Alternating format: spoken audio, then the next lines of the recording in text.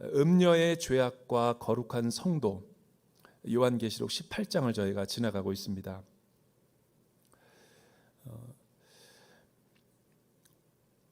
제가 2022년도죠. 영적으로 고뇌가 있을 때 정말 참 어렵고 힘든 이 팬데믹 시간을 지나면서 참 목회자로서 게을러지고 나태해지고 무기력해지기 너무 쉬웠어요. 그때 저도 붙잡은 게 뭐냐면 아무도 할 수 없을 때 그냥 교회 리모델링이나 하자, 그런 생각도 들었지만 한번 내가 누구인지를 한번 모험을 걸어보자. 도대체 지금까지 나의 삶을 인도하신 하나님은 누구인가, 그걸 한번 묵상해보고 반추하기 시작했어요. 애도 학교 안 가겠다, 맨날 밥 달라 그러지, 교회도 인원 제한하지, 할 게 없어요. 목회자로서 이처럼 비참한 내 자신의 모습을 처음 경험하는 거죠. 살 수 없이 애들 데리고 원시능 도서관에 가서 똑같은 루틴의 삶을 살았습니다. 학교도 못 가니까 어차피 그냥 컴퓨터 켜놓고 마치 요한계시록이, 여러분 교회 지도자가 요한이 밤모섬에 갇혔단 말이에요. 복음도 못 전하고 설교도 못하고 모든 게 다 셧다운 됐을 때 소아시아 7교회에 있는 많은 사람들이, 약무리들이 어떻게 될지를 모르는 로마 제국의 아주 교묘한 대대적인 박해와 환란이 일어날 때, 감옥에 갇혀서 소망이 없고 미래가 없을 때 하나님은 요한에게 그 창살을 통해서 소망의 계시를 준 거죠. 그게 요한계시록이에요. 요한계시록은 666이라든가 EU연합이라든가 베리칩이라든가 음모론이 아닙니다. 세대주의자들이 말하는 그런 어떤 종말론적인 어떤 자기가 만든 그런 세계가 아니에요. 이거는 여러분 1세기 초기 교회 가운데 정말 이제 교회가 진퇴양난에 있을 때, 갈림길에 있을 때, 죽느냐 사느냐의 문제 있을 때, 그 감옥에 갇혀 있는 요한에게 걱정하지 마라, 7 등잔 사이로 지나가시는 어린 양 되시는 예수 그리스도를 보여주면서 교회의 주인은 나다, 교회는 멸망하지 않는다, 성도들은 흩어지지 않는다. 그래서 22장의 계시록의 말씀을 통해서, 환상을 통해서 보여준 거죠. 여러분, 이 요한계시록이 왜 그렇게 중요합니까? 이 요한에게 들려주신 성령의 음성을 들어야지 우리가 이 마지막 시대 가운데 종말론적인 성도로서 어떻게 살아갈 수 있는지를 이길 수 있는 거죠. 그런 의미에서 요한계시록은 굉장히 중요한 이 영적인 나침판과도 같은 세계예요. 특히 오늘날 미래가 불확실하고 어떻게 갈지 모르고 내 미래와 문명 진로가 어떻게 될지 모른다. 여러분, 요한계시록을 읽으면 하나님의 확실한 소망과 위로를 경험할 수 있어요. 왜냐하면 어린 양이 모든 것을 이기시고 역사의 주관자가 되시고 알파와 오메가가 되시기 때문에 모든 해답을 알고 있는 거예요. 해답을 아는데 이 말씀을 들어야지 그 계시가 열리는 거죠. 그리고 그 말씀을 우리가 순종하면서 살아내는 거죠. 그게 계시록이 우리에게 주는 의의인 거예요. 베리칩 이런 거 아닙니다. 이런 거는 나중에 문제고. 그래서 요한계시록을 통해서 이 말세 가운데 속해 있는, 위기 가운데 있는 이 세상 속에서 우리가 교회가 도대체 뭔가, 성도가 도대체 어떤 사람인가, 그거를 메시지를 듣는 거죠. 그래서 다시 본론으로 돌아가자면, 이 책을 쓸 때, 그래서 거의 다 마무리되어질 무렵에 이 스토리를 전개해 가기 위해서 영화 한 편을 봐야 됐어요. 그 영화가 뭐냐면 논란도 많았던 그 하우스 오브 구찌라는 영화예요. 레이디 가가가 나온 아주 바벨론의 음녀와 같은 여자죠. 그러나 노래는 되게 잘하고 엄청난 팬덤을 이루고 있고, 미국 대통령 취임이라든가 뭐 할 때 여러분, 미국 애국가를 부를 수 있는 영광이라는 것은 아무나 주어지지 않습니다. 근데 레이디 가가를 그 애국가를 부르게 한다? 굉장한 거죠. 근데 그녀야말로 엽기적인 그녀입니다. 아주 기괴한 행동을 많이 하는 사람이에요. 그래서 감독이 캐스팅할 때 하우스 오브 구찌를 그 탐욕과 욕망의 사치, 음욕의 여인으로 레이디 가가를 캐스팅한 거예요. 나는 감독의 연출력이 굉장히 뛰어났다고 봅니다. 굉장히 러닝타임도 길어요. 근데 그 하우스 오브 구찌, 우리 모든 여성들과 모든 세계 사람들이 좋아하는 사랑받는 이 명품 하방의 그 패션 업계의 선두주자인 그 구찌가 어떻게 그 가문이 일어나게 됐고 어떻게 흥망성쇠를 이루게 됐는지를 보여주는 영화예요. 나는 너무 은혜를 많이 받았어요. 그래서 제가 책에 쓸 정도로 보니까 생명의 삶과 생명의 삶 플러스에도 나왔더라고요. 그 분야가 제가 은혜 받았던 걸 그대로 발췌했더라고요. 제가 은혜 받은 대목은 이 부분이었어요. 여러분, 어떻게 신분이 천한 그 패트리샤라고 하는 그 여인이 재벌가의 며느리가 될 수 있겠어요? 꿈도 못 꾸죠. 그래서 그녀는 신분 상승을 하고 싶어서 뭐 클럽 같은 데를 자주 들락날락거리면서 그 남자를 주목하죠. 그리고 접근하죠. 그러나 그가 그렇게 잘 사는 사람인지 몰랐어요. 그런데 알면 알아갈수록 엄청난 사람이었던 거죠. 그래서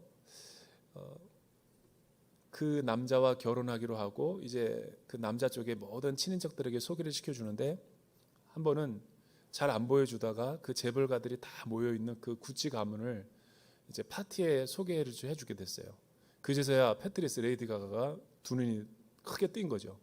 진짜 실체를 본 거예요. 엄청난 회사구나, 엄청난 잠재력이구나. 그래서 자기가 며느리로서 잘 현숙한 여인이 돼야 되겠다. 이게 아니라 현모양처가 되겠다가 아니라 이거를 내가 다 가져야지. 소유욕에 드는 거예요. 그러니까 거기서 패트리샤는 인간의 그 탐욕과 욕망과 사치를 상징하는 총 집합체가 이 패트리샤인 거예요. 그때부터 패트리샤는 눈이 멀게 되죠. 어떻게? 남편을 또 하나하나 주변의 많은 사람들을 인맥을 통해서 하나하나 모든 지분을 사가고 그 오너십을 자기가 갖기 위해서 수단과 방법을 가리잖아요. 그래서 마침내는 자기 친인척들을 죽이려고 청부살인업자까지. 그 레이디 가가가 나올 때마다 구찌의 그 아주 아름다운 색깔과 명품들이 다 나와요. 그래서 그 영화가 나온 다음에 명품이 더 많이 팔렸다 그러더라고요. 그런 것만 보는 거예요. 맨날 사람들이. 감독의 연출력이 굉장히 돋보인 거죠. 하나하나가 다 명품이 아주 구찌의 역사를 보여주는. 그런데 결국은 꼬리가 길면 잡힌다고 그녀가 잡혔죠. 체포됐죠. 검찰과 경찰에 넘겨져서 수사를 받고 감옥행에 이르게 돼요. 그 영화는 거기서 끝나요. 근데 마지막에 그 영화는 다 이상한 며느리가 들어와서 패가망신한 거예요. 그 유명했던 명문 패션업이 이제 다 몰락하게 된 거죠. 이때 구원투수로 등장하게 돼요. 구원투수가 뭐냐면 패트리샤가 감옥에 들어가고 나서야 구찌 가문이 다시 살아났어요. 어떻게? 안 보여줍니다. 그 영화는. 나 혼자 이제 생각하게 되는 거죠. 그 영화가 왜 잘 만들어진 영화냐면 생각할 수 있도록 하니까. 여러분, 그런데 어떻게 몰락한 구찌 가문이 다시 중흥을 맞이하게 됐는가? 어떻게 세계적인 브랜드로 됐는가? 독자들로 하여금 질문하게 하는 거죠. 결론, 새로운 오너가 왔어요. 그래서 우리가 좋아하는 브랜드로 같이 창출을 한 거죠. 어떻게 회사는 개인의 삶을 새로워질 수 있다? 주인이 바뀌면 되는 거예요. 욕망이라고 하는 나 자신이 스스로 하나님이 되는 자리에서 내려와서 하나님을 주인으로 모시면 우리의 삶은 새로워질 수 있는 거죠. 하나님이 우리의 삶이 주인이 되기 전까지는 우리가 하는 모든 행동 거지들과 삶의 가치관과 인생의 목적들은 다 쓸데없는 거예요. 시간 낭비예요. 주님을 왕으로 모시고 하나님께서 나의 삶의 주인이 되시도록 하나님이 하신 일을 내가 인정하면 되는 거예요. 그게 제가 풀타임 크리스천 책에서 주장하던 거였죠. 여러분, 오늘도 이 요한계시록 이 18장에 있는 내용을 보면 저는 이 요한계시록 22장까지를 읽으면서 계속 드는 생각이, 여러분, 소아시아 그 교회 오고 가는 모든 세대 가운데 초대교회의 원형, 환난당하는 박해를 이기는 그 교회의 교회다움을 얘기해 주면서 우리 주님은 10절 정도밖에 하려 하지 않았어요. 칭찬과 모든 것을 통해서. 근데 바벨론을 다룰 때는 17장, 18장 무려 2장의 긴 장을 갖다가 할애해가지고 바벨론을 묘사하고 있고 멸망을 이끌어간다. 여기에는 중요한 메시지가 있는 거죠. 너무 중요하다라는 것을 암시해주고 있는 거예요. 그런데 길게 다루면서 얼마나 이 세상을 지배하고 통치하고 다스리는 음녀와 바벨론의 세력이 우리 사회에 엄청난 영향력을 미치고 있는가를 다 보여주는 거죠.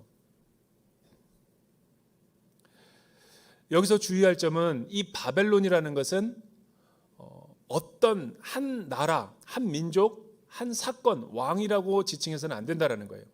은유적인 표현이지. 자유가 아니면 우리에게 빵을 주지 말고 자유를 달라라는 게 그게 빵인가요? 은유죠. 제휴적 표현이죠. 그렇듯이 바벨론이라는 것은 여러분 네로와 로마를 지칭할 뿐만 아니라 그걸 넘어서 시대마다 악의 총본부, 집산지, 이 악의 실체와 중심을 이야기하고 싶은 거죠. 그런데 이 악이 무엇인가를 알기 위해서는 여러분 요한계시록만 보면은 제대로 이해 못합니다. 신구약의 모든 중간사까지 쭉 펼쳐서 이 선지자들과 예언자들이 말한 맥락에서 이 바벨론이 무엇인가를 이해해야지만 요한계시록이 풀어지는 거죠. 왜? 요한은 유대인이었고 유대 묵시문학을 이용해서 요한계시록을 기록했기 때문에 여러분 구약의 모든 역사를 알기 때문에 유대인들에게 적는 거예요. 이방인들은 모르죠. 그 맥락을. 묵시문학이라는 전제 하에 요한계시록이 쓰여진 거지. 그런 의미에서 오늘날 세대주의자들처럼 맥락도 없고 역사도 모르고 마음대로 사람들이 자극될 만한 소재를 가지고 현대적인 거로 뭐 이런 모든 거를 그렇게 해석하면 안 되는 거예요. 성경은 곤륜산 손오공이 아니기 때문에 그렇죠. 여러분 예수님도 역사적인 맥락에서 오셨는데 감히 뭐라고 우리가 율법이고 선지자도 아닌 사람들이 다 아는 것처럼 오버해가면서 성경을 그렇게 해석해요. 여러분에게 그렇게 특수 계시를 주지도 않았습니다. 하나님이 주신 성경의 저자와 역사적인 맥락을 잘 이해할 필요가 있는 거죠. 묵시문학이 쓰여진 배경은 여러분 하나님이 이스라엘과 하나님의 백성들을 통해서 종말은 오는데 그 종말의 특징이 무엇인가를 설명하기 위해서 은유적으로 표현한 게 유대인들의 묵시문학이죠. 그래서 굉장히 상징적인 언어로 요한계시록처럼 쓰여져 있죠. 또 하나는 이 종말론적인 상황에서 우리에게 오실 구원자는 누구이냐, 그 구원자의 초점이 맞춰 있는 게 묵시문학의 핵심이거든요. 그래서 요한이 이런 맥락 하에 이거를 계속 쓰고 있기 때문에 우리가 함부로 해석하면 안 되는 거죠. 종교개혁과 개혁주의 전통에서 정확하게 해석할 필요가 있는 거예요. 그렇지 않으면 이단과 사이비로 막 나가는 거예요. 자기가 뭐 계시를 받았다든가 이런 오버 행동을 하는 거죠. 그렇게 풀다가 망한 사람들이 많은 거예요. 여러분 기독교 2000년 역사 가운데 사랑의 러브레터로 여기고 모든 교회의 성도들이 아름답게 이 계시록을 설명해 왔어요. 근데 갑자기 이단과 사이비가 자기에게 이런 음성이 들렸다, 시한부 종말론주의처럼 내가 예수다, 그거는 성경도 읽지 않으면서. 그래서 제가 요한계시록 처음부터 지금까지 계속 개혁주의 전통에서 해석하고 있다고 그랬죠. 여러분 이 요한계시록의 바벨론을 이해하기 위해서는 바벨론과 대비되는, 바벨론이라는 것은 하나님을 부정하고 하나님 되심을 인정하지 않는 세상을 의미하는 거죠. 불순종하는 사람들을 바벨론이라고 그러는 거예요. 반대로 그러면 하나님을 경외하고 하나님을 예배하는 사람들의 상징은 뭐죠? 새 예루살렘 성. 음녀가 바벨론과 결탁해서 이 온 우주와 지구를 어지럽히고 있는데, 여러분 이 음녀는 뭡니까? 본 남편을 두고 남편 아닌 다른 사람들과 문란하게 사는 사람들이죠.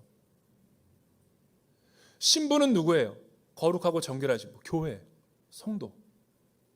이게 개혁교회가 해석한 바벨론과 여러분 새 예루살렘의 구도죠. 이런 맥락에서 우리가 성경을 잘 이해할 필요가 있는 거예요. 오늘 말씀을 통해서 우리에게 주는 영적인 교훈은 뭔가? 1절에서부터 3절 우리 같이 한번 읽어보죠. 1절에서부터 3절 말씀 큰 소리로 한번 읽어볼까요? 시작. 이 일 후에 나는 다른 천사가 큰 권세를 가지고 하늘로부터 내려오는 것을 보았습니다. 그의 영광으로 인해 땅이 환해졌습니다. 그가 우렁찬 소리로 외쳤습니다. 무너졌다. 큰 도성 바벨론이 무너졌다. 바벨론은 귀신들의 처소가 됐고 모든 더러운 영의 소굴이 됐고 모든 악하고 가증스러운 새들의 소굴이 됐다. 이것은 모든 나라가 그녀의 음행으로 인한 진노의 포도주를 마셨고 땅의 왕들이 그녀와 더불어 음행했으며 땅의 상인들이 그녀의 사치의 능력으로 인해 불을 쌓았기 때문이다. 다른 천사가 나타나서 이제 7 대접도 다 끝난 거죠. 그때 이제 주님이 오시는 거죠. 바벨론을 멸망시키고 이제 주님이 오십니다. 곧 큰 권세를 가지고 와서 어두웠던 바벨론이 지배하던 모든 세력이 그 앞에 무너지는 것을 밤모섬의 요한이 보게 된 거죠. 무너졌다, 무너졌다, 무너졌다. 크게 반복하는 건 뭐냐면 확실하게 멸망당할 거라는 거예요. 심판당하고. 악의 세력과 죄의 모든 근원과 본산지는 주님이 영광스러운 모습으로 이 땅 가운데 재림하실 때 완전히 철저하게 진멸되고 무너질 것이라는 것을 선포하고 있는 거죠. 그런데 이 바벨론은 어떤 처소인지를 요한은 이렇게 묘사하죠. 귀신들의 처소, 더러운 영의 소굴, 악하고 가증스러운 새들의 소굴이 바벨론이라는 거예요. 이게 어딜까? 일반 사람들의 눈에는 안 보여요. 숨어 있기 때문에. 그러니까 눈에 보이는 게 아니라 눈에 보이지 않는 악의 구조죠. 사회 구조 악. 그래서 예수 믿는 사람도 기독교적인 세계관으로 영화 많이 봐야 됩니다. 저는 영화를 자주 보는 편인데 기독교적인 시각에서 비판적으로 봅니다. 여러분 최근에 우리나라 사회 가운데 언제부터인지 굉장히 많은 범죄 영화들이 많이 나오죠. 범죄 영화만 나와야지 히트를 쳐요. 자극적이고 선정적이니까. 그리고 우리의 분노를 대신 이 카타르시스를 느끼게 해주니까. 웬만한 영화는 뭐 1000만이 다 넘어갑니다. 근데 그 영화를 본 소감이 뭐냐면 진짜 잘 만들었다라는 거예요. 뭐 베테랑 같은 거 보고 또 봐도 너무 재밌어. 범죄도시, 내부자 같은 것들 보면서 제가 새롭게 안 세계가 뭐냐면 직장 생활도 안 해보는 목사가 그 영화 한 편만 딱 보면 이 세상이 어떻게 돌아가는지 다 알아. 우리 직장 생활에서 성도들이 어떻게 하고 있는지 환난당하는지 다 알아. 많이 배웠습니다. 조직적이죠, 악이. 아주 한 사람을 따돌리고 약한 사람을 매장시키는 것은 간단하죠. 정치와 경제가 결탁을 하죠. 정경유착. 눈에 보이는 우리의 여러분 그 수도권이라든가 모든 회사의 기업의 모습들이 그렇게 아주 멋지지만은 않아요. 낭만적이지가 않다라는 거예요. 영적 전쟁이죠. 얼마나 그 악한 사람들이 정말 그 정치 권력과 경제계에 있는 사람과 브로커를 통해 가지고 뇌물을 주면서 또 그것이 각계각층의 모든 사람들의 국민들을 갖다가 우매하게 만들어서 자기가 원하는 권력과 욕망을 성취하고, 그러니까 어떤 회사가 여러분 뭘 하나 프로젝트를 추진할 때 몰려드는 사람들이 있죠. 돈 냄새를 맡고. 그거라고 생각하면 되는 거예요. 모든 비즈니스가 다 그렇다는 건 아니에요. 하지만 계시록이 설명하는 것은 정치, 경제, 사회, 문화, 교육, 법조계 모든 것 스카이캐슬 영화 보면 다 알잖아요. 교육은 좋은 거죠. 자녀를 잘 교육시키자는 건 좋은 거예요. 그러나 그 뒤에 이면에 맘카페에서 어떤 바벨론이 일어나고 있는지를 보여주는 거예요. 그걸 봐야 되는 거죠. 우리 자녀가, 우리 부모가, 내가 이 세상에 속해서 어떻게 나도 모르게 세상을 따라가서 하나님의 백성답게 살지 못하고 있는지를 봐야죠. 그래서 일어나는 뉴스 것들이 그 결과인 거죠. 총체적인 게.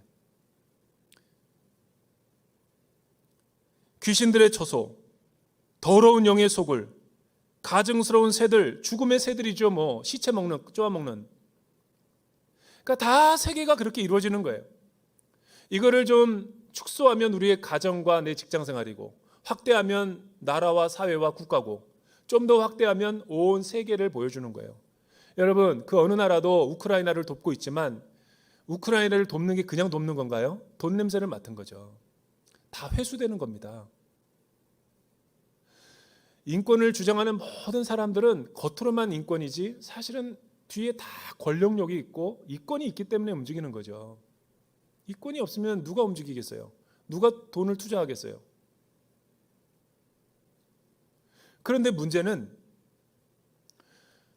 이런 세상이 로부터 구별되어야 되는 게 교회고 교회의 역사여야 되는데 우리 교회도 보면 교회 정치라는 게 있죠. 그 교회 정치 같은 것들 뭐 이렇게 회장으로 출마하려고 그러면 똑같아요. 메커니즘이. 그러니까 경계해야죠. 마지막 때에 특히 예수 믿는 사람이.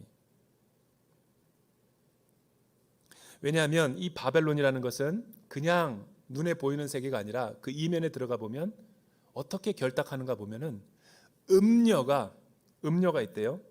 음녀는 누구라고 그랬죠? 아주 하나님을 불경하고 예수 그리스도를 십자가에 못 박은 패역한 유대교와 악한 사람들, 그 패역한 이스라엘과 유대교를 통해서 로마의 그 제국의 정치와 황제와 교묘하게 결탁해가지고 바벨론의 제국을 일으켜가지고 또 짐승이 같이 모여들어가지고 거대한 그 주변국들의 왕들이 정치적으로 결탁해가지고 거대한 바벨론의 실체를 만들어낸 거죠. 여러분, 그래서 이 바벨론은 멸망당할 때조차도 멸망한다라고 했는데도 불구하고 나는 과부가 아니다라고 이 음녀가 외쳐요. 나는 여왕이다. 여왕이 뭐예요? 여왕이라는 것은 황제가 있기 때문에 황제에 올라탄 거죠. 그러면서도 불구하고 계속 자기는 과부가 아니다. 당하지 않는다. 이렇게 말하면서 의기양양하게 행동하는 게 이 세상의 악한 바벨론의 실체라는 거죠. 이들이 결탁한 건 땅의 상인들, 비즈니스맨들이죠. 그리고 땅의 왕들, 정치가들이죠. 음녀, 하나님의 그 뜻을 거역하는 불순종한 사람들이 짐승의 세력을 얻어서 이렇게 모든 영역에 다 들어가는 거예요. 지난주에 딘 셔만의 영적 전쟁에서 설명했듯이 여기에는 부가 있죠. 부, 명예. 그러니까 어느 하나도 우리가 싫어하는 게 하나도 없어요. 그러니까 이 세상의 구조를 그렇게 만만하게 보면 안 되는 거예요. 예수 믿는 사람들이. 왜냐하면 뉴욕을 보더라도 전 세계의 수도인 뉴욕에 얼마나 많은 사람들이 최고의 엘리트 코스를 받고 유학을 가서 그렇게 고생해가지고 취직해가지고 다 들어가고 싶은 로망이 그 로마의 그런 회사들이잖아요. 글로벌 기업들. 거기 들어가서 하는 일이 뭐예요? 주식하고 비즈니스 거래하고 부가가치 창출하고. 그런데 그 회사 앞에 놓여 있는 게 황금소 아니에요. 황금소. 모든 세계의 금융 중심. 거기서 일어나고 있는 음모가 뭐죠?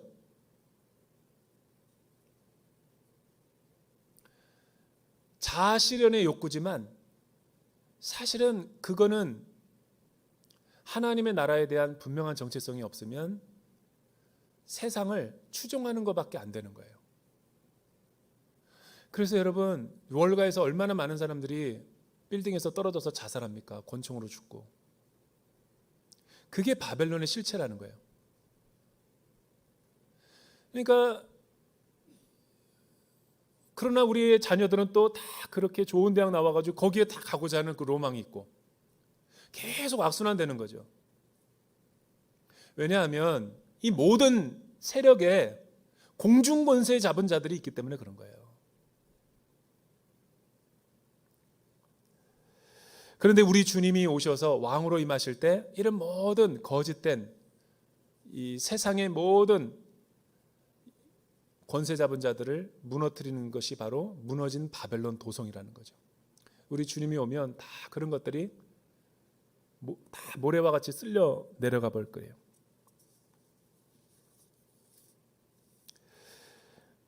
로마인들의 그 사치가 뭘까요? 사치는 여러분 힘입니다. 힘. 그러니까 바벨론의 핵심은 돈이든지 물질이든지 명예든지 권력이든지 있어야지만 이 상류 사회에 진출할 수가 있는 거예요. 이 세 가지가 없으면 이 바벨론 클럽에 껴주지가 않아요. 여기서 사치는 뭐를 상징할까요? 바벨론이 뭐로 단장하고 있죠? 세상이 뭐로 그렇게 단장하고 있어요? 힘이죠, 결국. 돈의 논리와 권력의 논리와 어떤 이런 사람들이 좋아하는 인기와 이 명예의 힘을 얻어가지고 활보하고 다니고 우리를 현혹하고 있는 거예요. 바벨론은 여러분 로마 세력은 이 세상은 힘없는 사람을 싫어합니다. 돈 없는 사람이랑 친구 안 합니다. 나랑 코드가 안 맞고 레벨이 안 맞으면 상종하지 않아요. 그게 세상의 바벨론인 거죠. 그러나 새 예루살렘 성은 그렇지 않아요. 예수 믿는 사람들은 그런 세상의 논리와 힘을 추구하지 않죠. 왜냐하면 하나님이 십자가를 통해서 그런 나라를 멸하셨기 때문에. 지금 잠깐 힘이 있어서 심판받기 전에 이렇게 그들이 사치와 향락과 부를 누리면서 세상을 호령하면서 세상을 갖다가 막 주름 잡는 것 같지만 여러분 그런 것들이 천년만년 갈 것 같아요? 그렇지 않아요. 다 덧없이 휴지 조각처럼 돼버리는 거예요. 그래서 그 영화들을 봐야 되는 거예요. 결말을. 헛된 것들을 추구하는 사람의 결말이 무엇인지를 우리 눈으로 똑똑히 봐야지만 그런 곳에 손을 안 대는 거예요. 라스베가스 순복음교회 목사님의 설교 간증을 들은 적이 있어요. 거긴 다 도박하다가 실패한 사람만 모아가지고 교회가 자기부터가 죽으려다가 예수님 믿고 거기 온 거예요. 강원도 정선 카지노 가보셨어요? 저는 목사이지만 가봤어요. 그 주변에 있는 모든 상권이 다 그렇게 모여 있는 거예요. 사우나를 가봤어요. 엄청나게 많은 사람들이 거기서 노숙하고 있어요. 가정 잃고 자녀 잃고 집 잃고 도박으로 중독이 돼서 탕진한 사람들이 거기서 다 모여 있어요. 비참한 거죠. 더 이상 돈이 떨어지면 자살밖에 없는 거예요. 그런데도 계속 도박 못 끊고 달러돈 얻어가지고 융자 얻어가지고 그런 데다가 하고 있는 거예요. 그게 뭔가에 사로잡히지 않으면 그거는 불가능한 사람들이에요.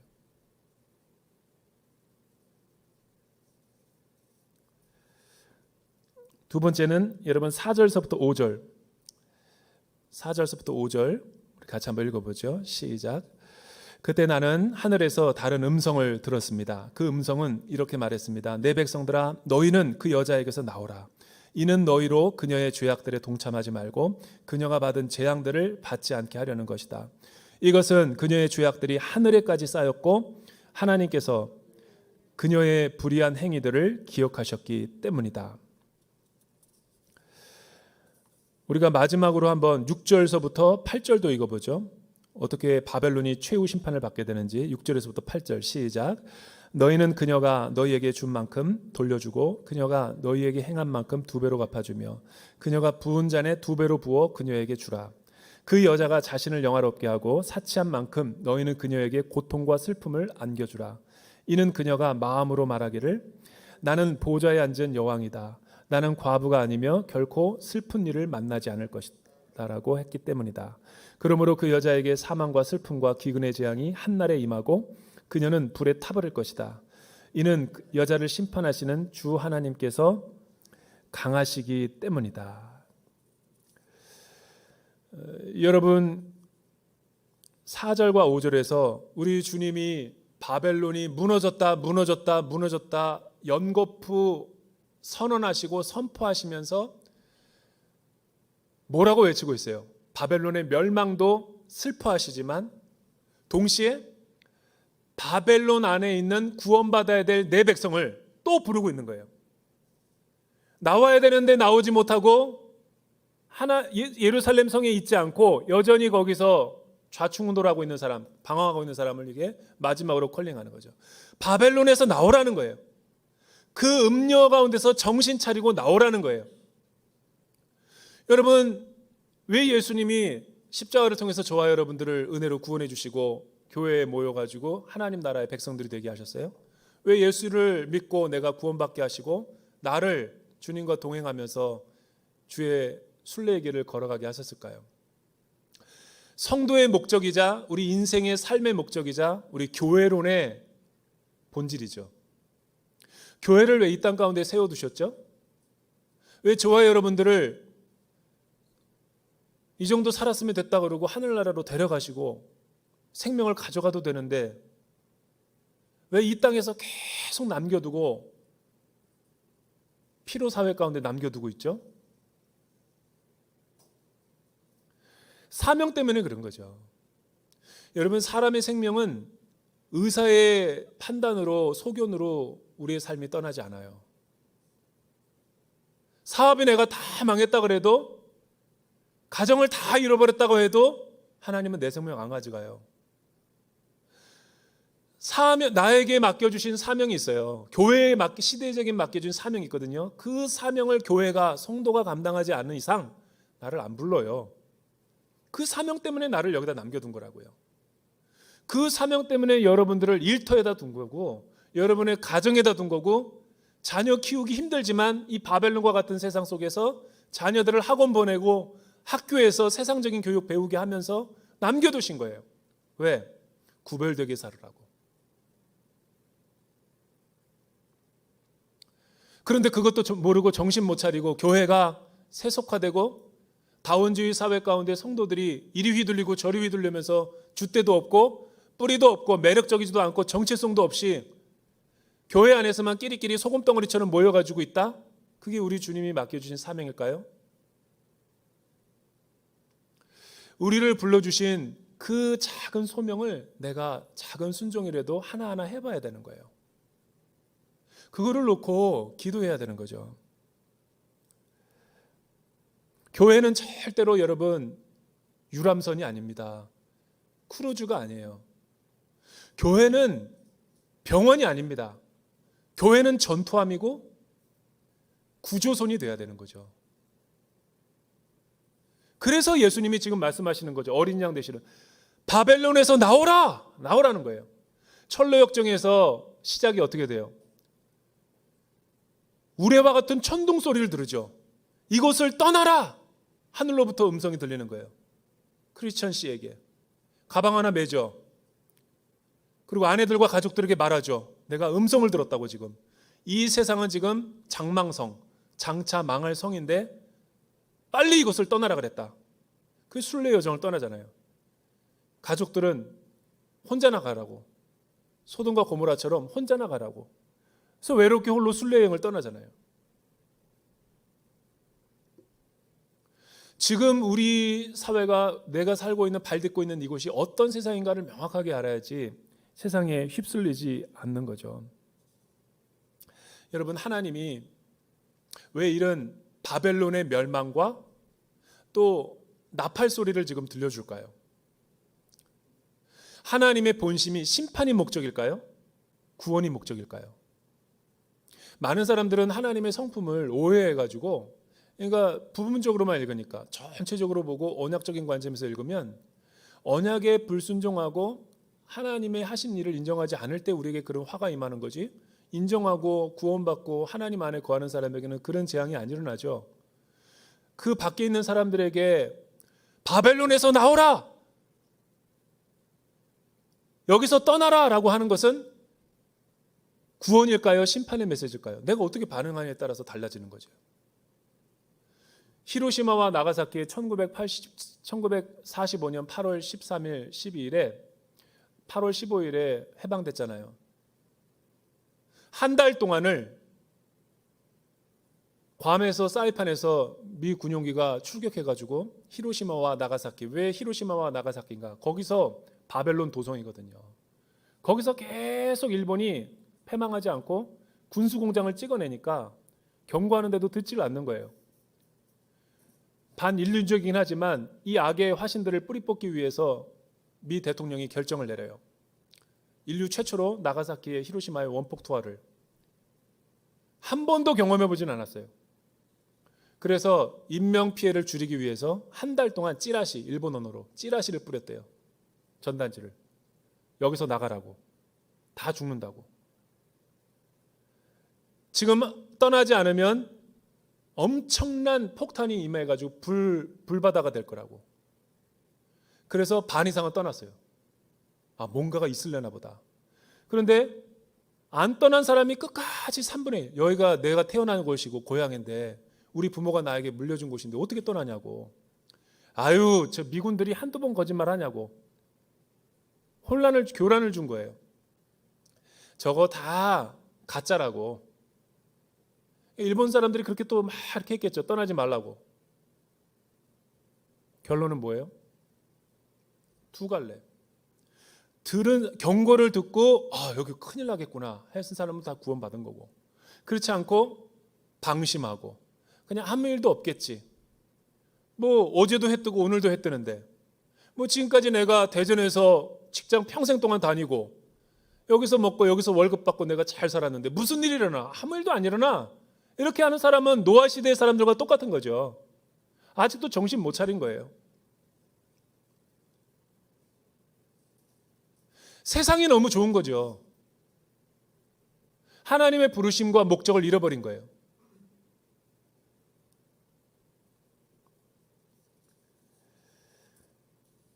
여러분, 오늘 메시지가 우리에게 주는 교훈이 뭐예요? 오늘날 바벨론은 또 시대마다 변화되고 있어요. 아마 제가 보기에는 과학이 도전해 올 거예요. 과학주의, 물질 만능주의.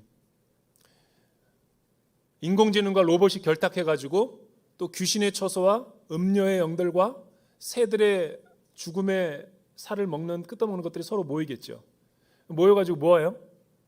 예수 부정하고 하나님 부정하고 교회와 예수 믿는 사람 박해하고, 이게 주된 업이죠. 뭐 이게 바벨론으로 또 등장할 수 있겠죠. 여러분, 우리는 어떻게 이 시대를 살아가며 구별되게 살아야 돼요? 시대의 징조를 다 보여줬잖아요. 말세에 일어나는 모든 세상 사람들의 라이프 스타일을 쫓지 말고 나를 불러주신 그 하나님, 어린 양의 그 하신 일, 십자가의 사랑을 믿고 끝까지 정결한 신부로서 바벨론에 가지 말고, 바벨론에서 있었던 것은 빨리 정신 차리고 나오고 새 예루살렘의 거주민이 돼야죠. 그게 오늘 주시는 메시지인 거예요. 여러분, 다원화되고 바벨론하고 세속화된 오늘날 정치, 경제, 사회, 문화, 교육 시대 가운데 여러분의 자녀들과 여러분의 가정은 안녕하십니까? 목회자들은 안녕하십니까? 큐티 생활은 하고 있어요? 기도는 하고 있어요? 정말 구원의 필요성을 느껴서 만나는 사람마다 여러분에게 주신 사명으로 전도하고 있어요? 깨워야죠. 장망성인데. 그렇게 저와 여러분들에게 구별되어 살아가기를 주님의 이름으로 축복합니다.